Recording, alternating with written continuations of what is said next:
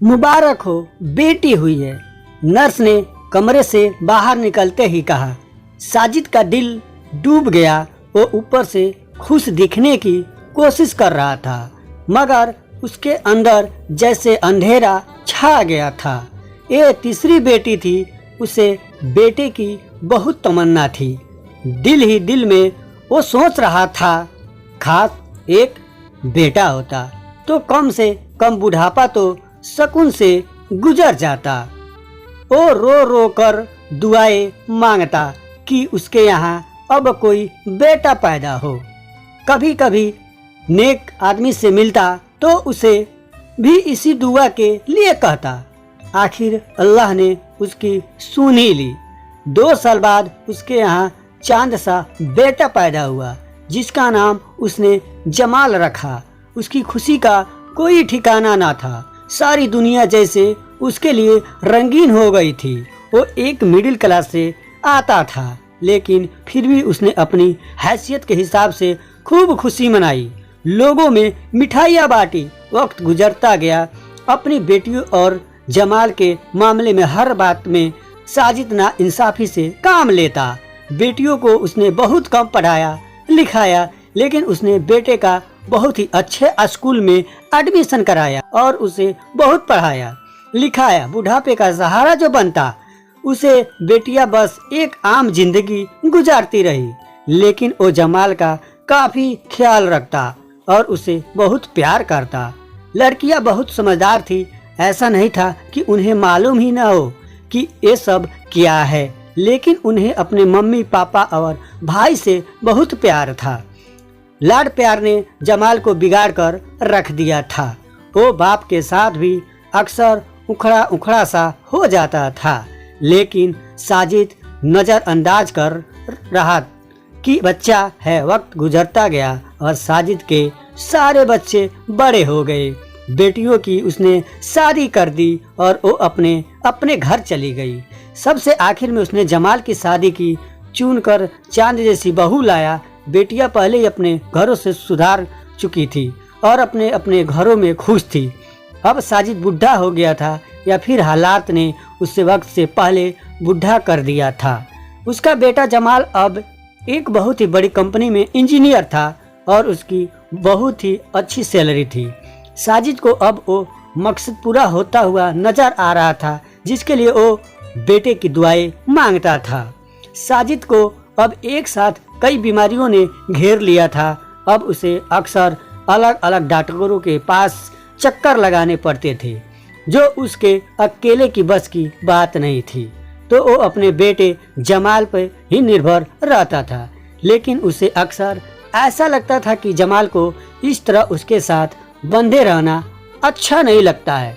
कई बार तो उसने इशारों में इस बात का इजहार भी किया। वो माँ और बाप दोनों से ही उखड़ा उखड़ा सा रहने लगा। फिर एक दिन साजिद और उसकी पत्नी को डॉक्टर के पास जाना था। उसका बेटा जमाल अपने कमरे में तैयार हो रहा था। काफी देर बीत गया तो साजिद और उसकी पत्नी अपने बेटे जमाल के कमरे की तरफ चल दिए। कमरे से ऊंची ऊंची आवाज आ रही थी। जमाल अपनी पत्नी से किसी बात पर लड़ रहा था। तुम्हें उनके साथ मुझसे ज्यादा हमदर्दी है क्या?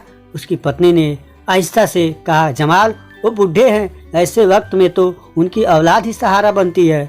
जमाल गुस्से में बोला, अरे छोड़ो, कितना कोई सहारा बने, खुदा उनको ऊपर ही उठा ले तो अच्छा है। सुबह शाम उन्हीं को देखूं या अपनी जिंदगी भी गुजारूं, क्या मेरी अपनी कोई जिंदगी नहीं है? जमाल बस बोले जा रहा था।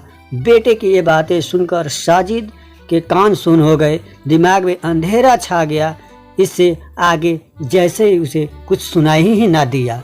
उसकी नज़र अपनी बीवी पर पड़ी तो वो जमीन पर गिर पड़ी थी। शायद अपनी कोख से जन्म दिए बेटों से एक बार सब सुन ना पाई।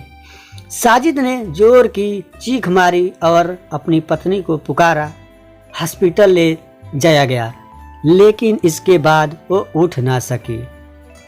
ब्लड प्रेशर की परसेंट थी। ब्लड प्रेशर इतना बढ़ गया कि दिमाग की नस फट गई।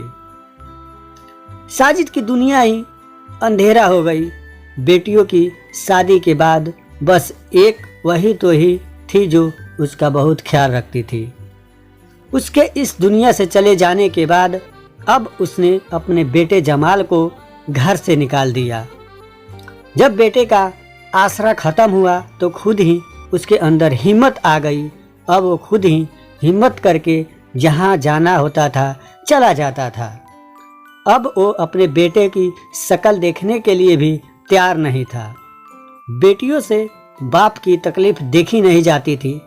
उनमें से कोई ना कोई अपने बाप के पास आ ही जाती थी। तीसरी वाली बेटी ने तो जिद करके अपने पापा को अपने घर के साथ जुड़ा हुआ घर लेने पर मजबूर कर दिया। पापा आप यहाँ रहे, मैं आपको अकेला नहीं छोड़ सकती। आपके बारे में सोच सोचकर मुझे नींद नहीं आती। वो अपने पापा को वक्त पर खाना खिलाती, वक्त पर दवा खिलाती। उसका पति भी बहुत अच्छा इंसान था।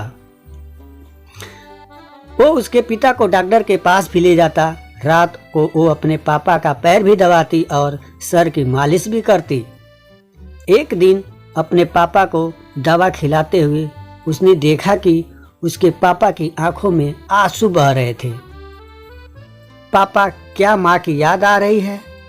उसने बड़े प्यार से पूछा। साजिद ने उसकी तरफ देखा और बोला, नहीं बेटी, मैं ये सोच रहा हूँ कि जब तू पैदा हुई थी तो मैंने खुदा से उस दिन ये दुआ क्यों नहीं मांगी कि वो मुझे तेरे ही जैसी एक और बेटी दे। ये कहकर वो फूट फूट कर रोने लगा।